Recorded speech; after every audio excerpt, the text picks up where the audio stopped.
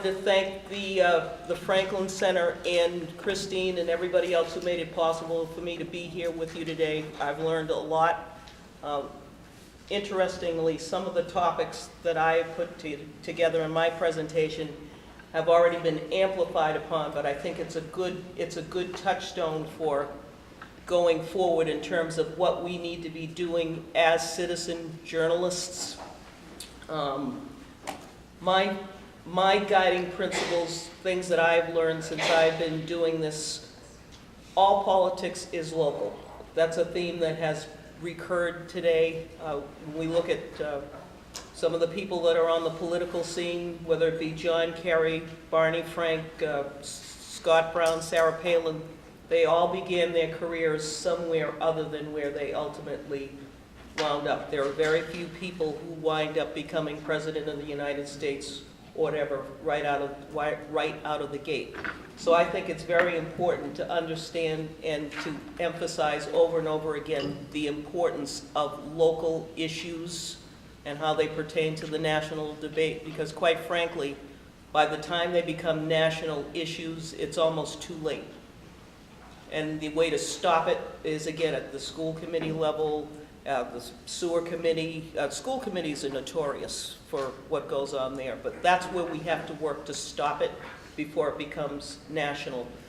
Fortunately, we live in Massachusetts, which is a target-rich environment because of the preponderance of significant academic institutions, the Harvards, et cetera, and their domination by the left. They tend to be incubators for the kinds of, what I would say, problems and challenges that we face. So I think let's take advantage of it and have a good time. I try to do that. And revel in the fact that we have ample sources of content and targets for our work. It's easy to get started. My motto is, if it's free, I will consider it. There are some things that I pay for, but in general, we don't have to spend a lot of money to do the things that we're doing. So I'm going to run through some issues that I've talked about, some people that I've met. Many of you are here today, and then if time allows, I'd like to answer some questions or go back and forth with you as well. As Christine mentioned, I've always been a political person. I've always had an interest in news, politics, information, public policy. I registered to vote at 18, which is only 4 or 5 years ago. I grew up, my great-grandmother was a Jerry Williams. I don't know if anybody here remembers Jerry Williams, but yeah, well, yes, yeah, Jerry Williams. I grew up with Jerry Williams. I think I learned as much as more about politics and life in general from Jerry Williams as I ever learned in college. David Brudnoy, Gene Burns. So those are the kinds of people that had a formative impact on the way I think and thought about issues growing up. My first blog was in 2006. It was entitled Keeping It Real. It was hosted on WordPress.com. It may still be there. And it was just, it was a general assessment of things that were going on in politics. One of my favorites was the Warren Buffett paying more, Warren Buffett's secretary paying more in taxes than he does, which is a ridiculous argument. But so this is in 2006. So in 2007, I heard about this phenomenon called Blog Talk Radio. I don't know if anybody's familiar with it. Free. It combines it combines internet radio with blogging. So basically, you go there, you set up an account, and you can broadcast for free, and you can do it in an interactive format that'll allow you to talk, to accept phone calls. So I started doing that, and as memory serves, my first interview was with Chip Faulkner, our very own Chip Faulkner, and we decided to talk about the, does anybody remember the Newton North High School, the Taj Mahal? It was called the Taj Mahal at the time. Just, yeah, about 197.5. if we want to be precise about it, but it was the Taj Mahal of public schools, and I think it's the most expensive public school in the Commonwealth of Massachusetts. Sorry? The planet. Well, we'd like to think so. There's probably someplace in California that's doing something even worse. But anyway, so that that was my first program, and Chip co-anchored with me, and we interviewed a selectman, a Newton selectman, who was opposed to it and was working at the legislative level to cut it off. And I think I'm going to talk about the 2 or 3 issues that I think really need to be focused on, but project labor agreements and these school building projects are just, they're ridiculous. So if I'm recommending where we need to be focusing, I think those school committee meetings are essential. I've had the opportunity, again, to talk to Chip Faulkner and Barbara Anderson about what's going on here in Massachusetts at any given time. I've had opportunity to talk to David Turk of the Beacon Hill Institute. We're fortunate to have public policy institutes for our intellectual resources, Beacon Hill and Pioneer, and they're very receptive. They've got a team of good analysts that you can rely on for credible information, as opposed to some on the other side of the aisle that it's more of a propaganda mill. People that at these institutions are doing serious analysis that you can rely on for facts. I had an opportunity to interview, I don't know if you remember when Jeff Beattie ran against John Kerry for the United States Senate, and there was a debate at Neckin in Needham, the Neckin Studios, and John Kerry made a point about, you know, the rich should pay their fair share in taxes. So at the end of the debate, each candidate took questions from the media, so I raised my hand to Senator Kerry. I said, Senator Kerry, you said that you believe the rich should pay their fair share in taxes. Do you pay the higher non-statutory rate of 5.85% here in Massachusetts? I presume everybody here is familiar that there is an alternate higher rate of 5.85% that you can pay if you feel that you're not paying enough in taxes. So when I asked the senator this question, he said, I buy carbon credits. Maybe he said we. I or we buy carbon credits. So I said, well, maybe I didn't ask the question correctly. So I said, Senator, you said in the debate that you believe that the rich should pay their fair share in taxes. Do you pay the higher non-statutory rate of 5.85%? And he then said, we donate to charity. So, and fast forwarding that argument to today's Senate candidate Warren indicates she does not make a charitable she has not made a charitable contribution to the Commonwealth of Massachusetts. So it's interesting, the rhetoric frequently on the other side, the rhetoric and the reality are worlds apart, hypocrisy. I've had an opportunity to speak to David Paleologus. I don't know if any of you are familiar with him. He's holds forth at Suffolk University. I consider him to be one of the best pollsters in the country. His work, he works here locally, but he also calls national races.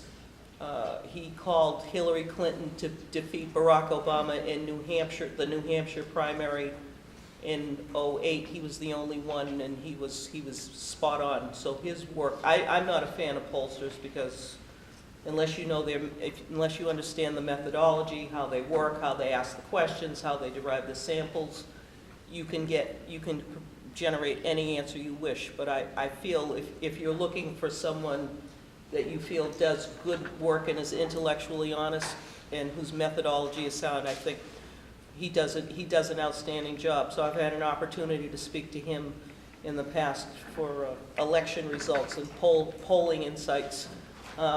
Dan Winslow, who's a great, on this EBT, the lap dances, anti-lap dances and liquor reform. Had an opportunity to interview him. We're out in Worcester. I'm sure Karen Polito is familiar to many of you out in this area. I've spoken to her. Had an opportunity, got a tip from someone who suggested that it would be good to talk to a fellow named Errol Tyler. Errol Tyler was and is an entrepreneur who aspired to create, he was headed a company called Nautical Tours. Christine, are you going to tell me how I'm doing for time, please? An entrepreneur who heads Nautical Tours. And he aspired to create a competitive alternative to the duck boats. Everybody familiar with the duck boats? So for the better part of 8 years, he endeavored to get the necessary licenses to be able to run his operation similar to what the duck tours were doing. And it became virtually impossible. He ran up against this wall of regulation. You know, regulation is very rarely designed. It may be rhetorically framed as an aid or a protection to the consumer, but it's really a barrier of entry to competition. And that's what he found himself running up against, this opportunity to generate jobs. You know, politicians are always talking about, we want jobs, jobs, jobs, but when it interferes with them or their established political base, then there's no jobs, no nothing. So for 8 years, he fought this battle with first Cambridge, where he won, and then tried to move into Boston because Cambridge and Boston abut, and if you want to run a tour like that, you have to be able to pass through the boundaries of both. So it became so contentious for him that he wound up as a litigant with the Institute for Justice, which is a free market law group, and they wound up taking on his case. So I had an opportunity to interview him and his attorney at the time, and in speaking to him in preparation for the interview, I learned a lot of interesting things that he claimed. I was never able to verify it, so I couldn't run with it, about what actually went on in the city of Boston and why he was actually not allowed to get those licenses. And I could never verify what he was saying, but if I ever had that, was able to bring that information to the forefront, it would have been very, very interesting. So it's things like that. And then, of course, I had the privilege to talk to then State Senator Scott Brown during the '08 Republican Convention. So these are some of the highlights, just a few of the things that I've had an opportunity to do, just because I just like to ask questions and I just pay attention and I have an opportunity to meet people. I'm kind of like Forrest Gump, you know, I just kind of fall into things sometimes. But I wanted to focus a few of the things that I think are critical in terms of local issues and what I need to be focusing on, and maybe some of you are already focusing on. One, of course, fraud, waste, and abuse are ongoing and perpetual, but another one that I think is very unnerving is election fraud. And George Soros, the patron saint of all bad ideas and bad causes, is funding a project called the Secretaries of State Project. Is anybody familiar with that? That's an attempt to elect Democrats to Secretaries of State in battleground states. So you can imagine what that means. That's how you got, in my opinion, Al Franken in Minnesota. You just keep running out and running it out and running it out, finding ballots here, there, and everywhere, and eventually you get the result you want. That's something to me, and I know I think we're doing some work in that area, not myself yet, but I think that's an area that is extremely important that we need to be focusing on, is what's going on with our secretaries of state. Another one that has come to my attention is green energy scams and the associated loss of autonomy with your state and local governments, and how the energy companies are coalescing with the administration to ramrod these projects through these local communities by denuding the consent of your state and local authorities. And there's someone I need to talk to she's way out west, and it involves a wind power project. But that's something to me that not only is it an enormous waste of public money, but it's a loss of autonomy, which is something we face at the national level, taking away the authority and the autonomy of individuals and sending it up the chain of the command to these hierarchies. So it's the same thing on a local level. I think that's something we need to be focusing on. And then last but not least, I was gratified to hear this Colorado model talked on, because that's something I think is important in terms of how do we tie all of this together into an effective fighting force that can actually, which, to be fair, doing a doggone good job of it, just as things are. I mean, I don't know about you, but 2010, the media have not focused on how badly the left was destroyed, ruined at the state level. They were absolutely just devastated at the state level, and that all autonomous people who got angry. By the way, there's nothing wrong about being angry. It's okay to be angry. It's your money, it's your liberty. These are your rights that are being trampled on every single day, and you have a right to be angry about it. You don't have a right to be violent.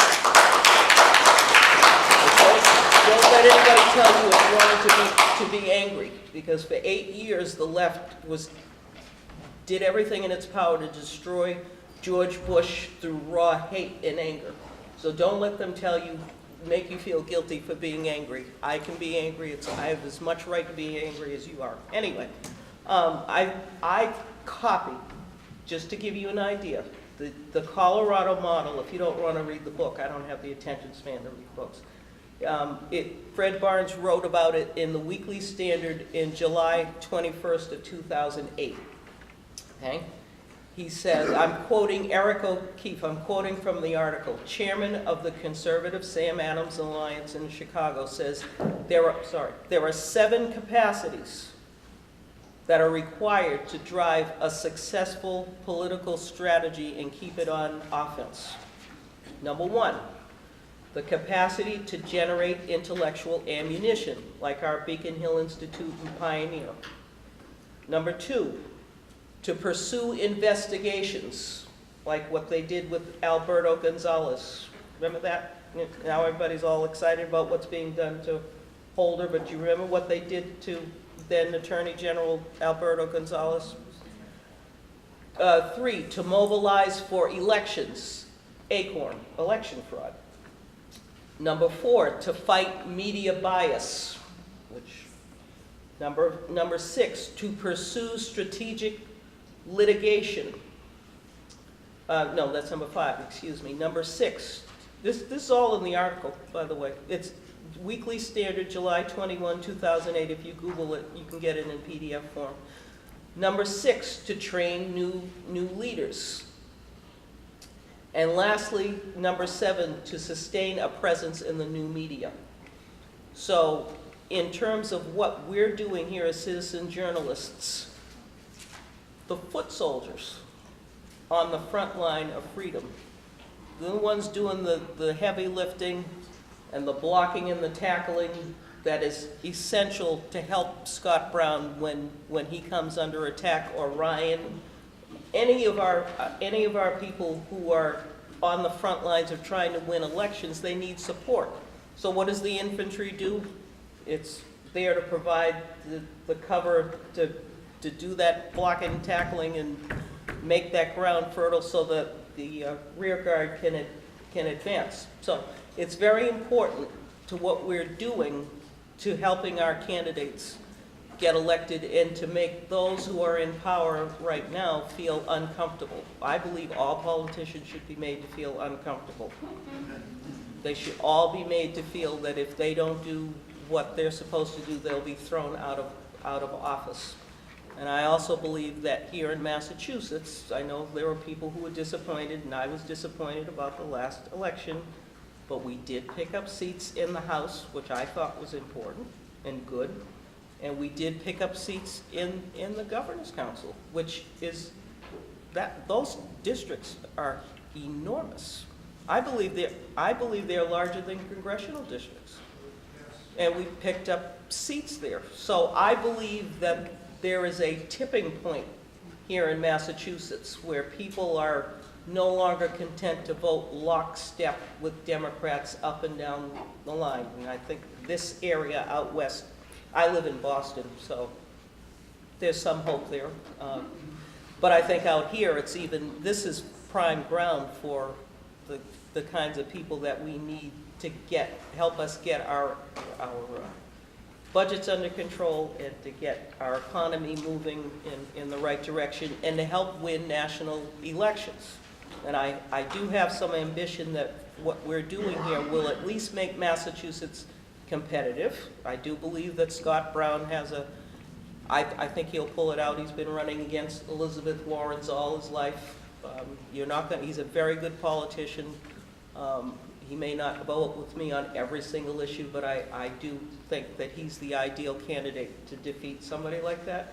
And I believe that people in this room are helping him to get his message across, and just as importantly, to keep her on the defensive.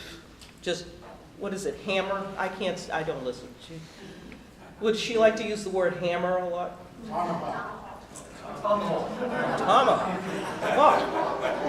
Oh, okay, so then we'll just tomahawk her whenever she just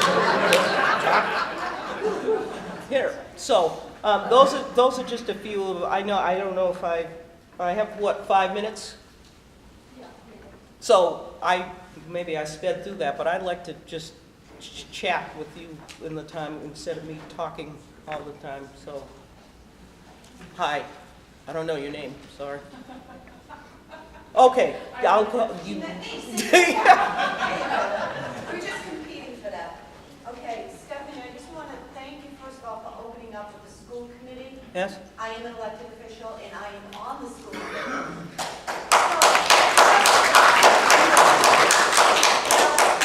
All politics are local, and I have to tell you that we just had our budget meeting the other day.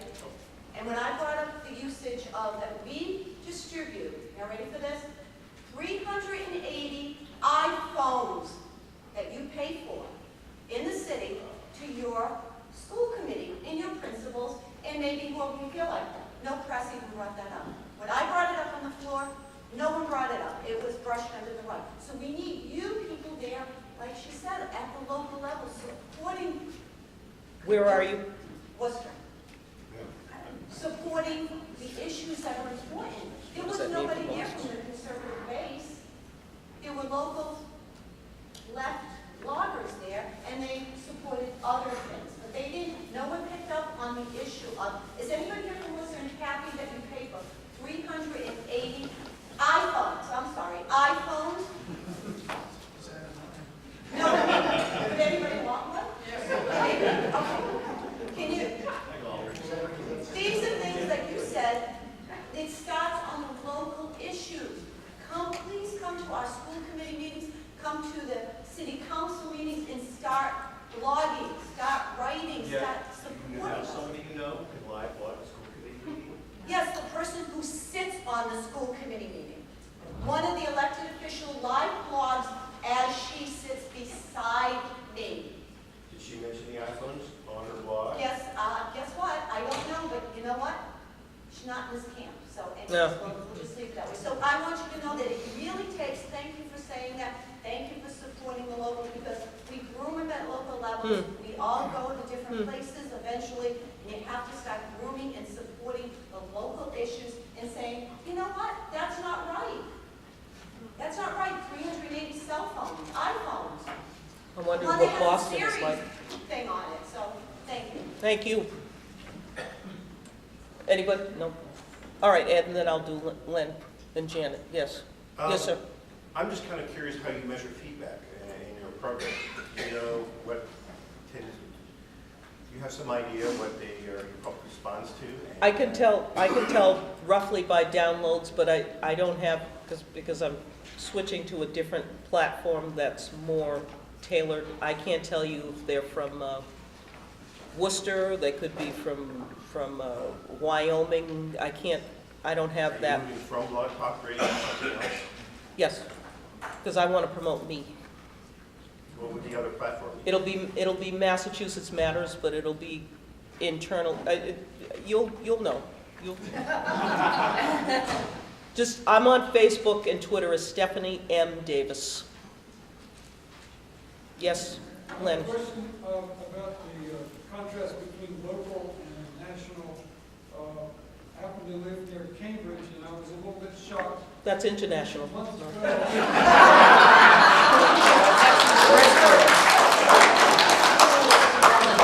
it is a local issue when Cambridge decides to put onto their public access cable TV network a live feed of Al Jazeera.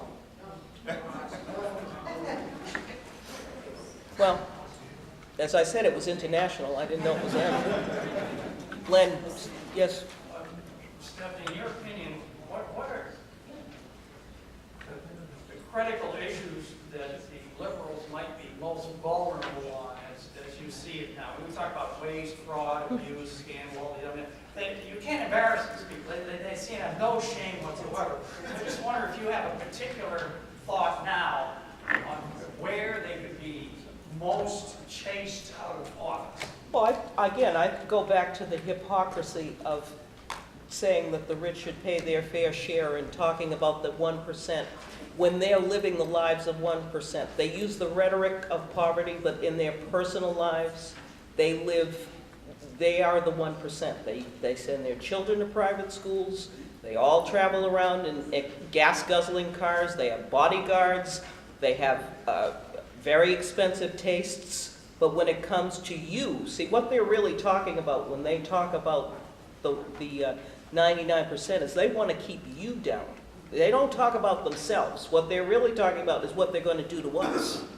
And they're going to do that at our expense. But when Barack Obama leaves office, I hope it's soon, he'll be running a hedge fund. And he'll be making millions of dollars. Something hypocritical like that. But he criticizes and castigates people who happen to make money in the financial sector. So I think hypocrisy, people can see hypocrisy. And I think it drives me crazy. And I think if you ask questions, when we dig into these resources that Rob and others have been talking about, and you see what kind of lifestyles they lead, and you see the rhetorical discrepancy between those two, I think that's enough to make people angry. And I think anger is a good thing if you know how to use it. So that's my story, and I'm sticking to it. And I thank you.